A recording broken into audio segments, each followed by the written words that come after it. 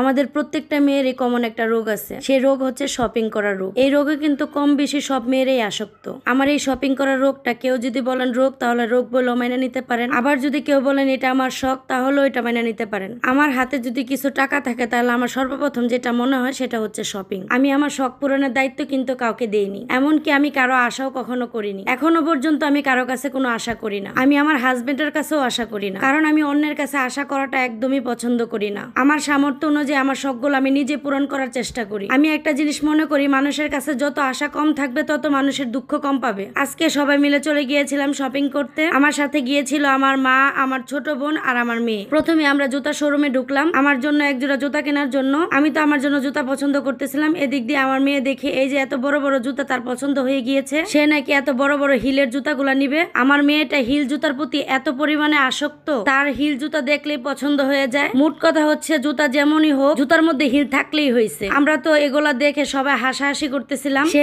এমন এমন জুতা পছন্দ করতেছিল, তার থেকে 5 ডাবলের বয়সের মানুষের জুতা পছন্দ করতেছিল। আমার জুতা কেনার পর এই দোকানে আসলাম, আমার এক জোড়া স্যান্ডেল নিতে হবে, আমার বোনের এক জোড়া স্যান্ডেল নিতে হবে। এখন শুরু করেছে তার জন্য এক জোড়া স্যান্ডেল যেন নেই। এই যে দেখছেন পায়ের মধ্যে জুতাগুলা দিয়েছে, এই জুতাগুলা নাকি তার অনেক পছন্দ হয়েছে। আমাকে বলতেছে হিল জুতা কিনে দাও নাই, এগুলা না কিনে দিলে আমি মার্কেট থেকেই যাব না। তারপরে আর কি করার, ওনাকে বাধ্য হয়ে এই জুতাগুলা কিনে দিতে হয়েছে। এমনি তো ওনার জন্য প্রচুর জুতা কেনা হয়, ওনার তো ড্রেসের থেকে জুতা বেশি পছন্দ হয়। মাঝে মধ্যে তো আমার চোখের মধ্যে যেটা ভালো লাগে সেটা আমি কিনে ফেলি ওর জন্য। জুতার কেনাকাটা পর্ব শেষ করে চলে আসলাম মশলার দোকানে। আমার ঘরে কোনো মশলা ছিল না, তাই আমি মশলা কিনে নিলাম। মশলা কিনতে গিয়ে এলাচের দাম শুনে তো মাথা একদম ঘোরাচ্ছিল আমার। যত দিন যাচ্ছে এলাচের দাম অতিরিক্ত বাড়ছে। 100 গ্রাম এলাচের দাম 600 টাকা। আর কিছুদিন পরে মশলা একদমই খাওয়া যাবে না, মশলা ছাড়াই তরকারি খেতে হবে, যা বোঝা গেল। তারপরে চলে গেলাম পানের দোকানে। আমার আম্মা এখানে পান কিনতেছিল। আমার আম্মা তো একদিনও পান ছাড়া চলেই না। আমার আম্মা ভাত না খেয়ে থাকতে পারে, কিন্তু পান না খেয়ে থাকতে পারে না। আমার আব্বা আম্মা দুইজনে প্রচুর পরিমাণ পান খায়। তারা দুইজন যদি ইচ্ছা করে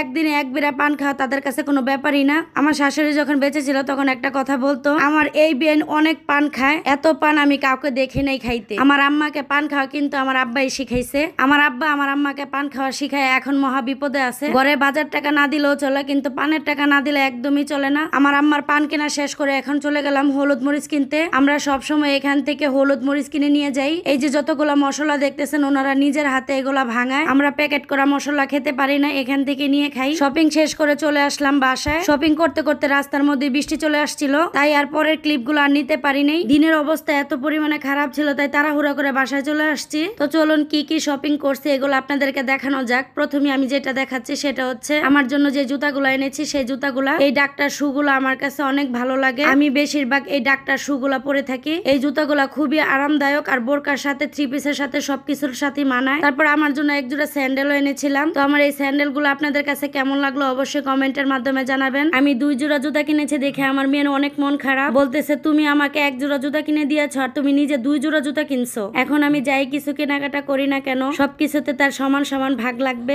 আমার মেয়ে দুনিয়াতে আসার পর থেকে আমার অনেক কিছু শখ আহ্লাদ আমি বিলীন করে দিয়েছি। কখনো যদি নিজের জন্য কিছু কেনাকাটা করতে যাই, মেয়ের জন্য যেটা পছন্দ হয় সেটাই কিনে নিয়ে আসি। বর্তমানে নিজের কোনটা পরলে ভালো লাগবে না লাগবে সেগুলোর দিকে খেয়াল না দিয়ে মেয়েকে কোনটা পরালে ভালো লাগবে, কিভাবে রাখলে ভালো লাগবে সেটার দিকে বেশি খেয়াল থাকে আমার। আমি মনে করি আমার মেয়েকে সাজানো যে কথা, আমার নিজেকে সাজানো সেই কথাই, কারণ ওর মধ্যে আমার নিজের প্রতিচ্ছবি দেখতে পাই। প্রতিটা মেয়েরই যখন সন্তান হয় তখন আয়না দেখা ভুলে যায়, কারণ মায়েরা মনে করে তাদের আয়না হচ্ছে তাদের সন্তান। সন্তানকে দেখার পর আর আয়নার প্রয়োজন হয় না। প্রত্যেকটা মায়ের কাছে সন্তানই তাদের কাছে আয়না। আর ওই জন্য তো এই জুতাটা কিনে এনেছি। এই জুতাটা কেমন লাগছে আপনাদের কাছে অবশ্যই কমেন্টের মাধ্যমে জানাবেন। বিশেষ করে কালো কালারটা আমার অনেক পছন্দ, সেটা ড্রেস হোক বা জুতা। কালো কালারটা কেন জানি আমার মনের মধ্যে স্থায়ী ভাবে আছে। যত যাই কিছু করি না কেন সবকিছু কালোই কিনতে মনে চায়। এখন অনেকেই ভাবতেছেন আপনি তো কালো অনেক কিছু পছন্দ করেন, কালো মানুষকে পছন্দ করেন। হ্যাঁ অবশ্যই আমি কালো মানুষকে পছন্দ করি। কালো মানুষকে পছন্দ করি বিদায় আমি আমার হাজবেন্ডের সাথে 13টা বছর সংসার করে যাচ্ছি। কালো মানুষকে যদি পছন্দ না করতাম তাহলে 13 বছর আমার স্বামীর সাথে সংসার করে যেতে পারতাম না। আশা করি আপনারা প্রশ্ন করার আগে আপনাদেরকে উত্তরটা দিয়ে দিলাম, কারণ কিছু মানুষ এই ধরনের কমেন্ট করবে, এটাই স্বাভাবিক। সোশ্যাল মিডিয়াতে তো আজকে আসি নেই, প্রায় 3 বছরের উপরে।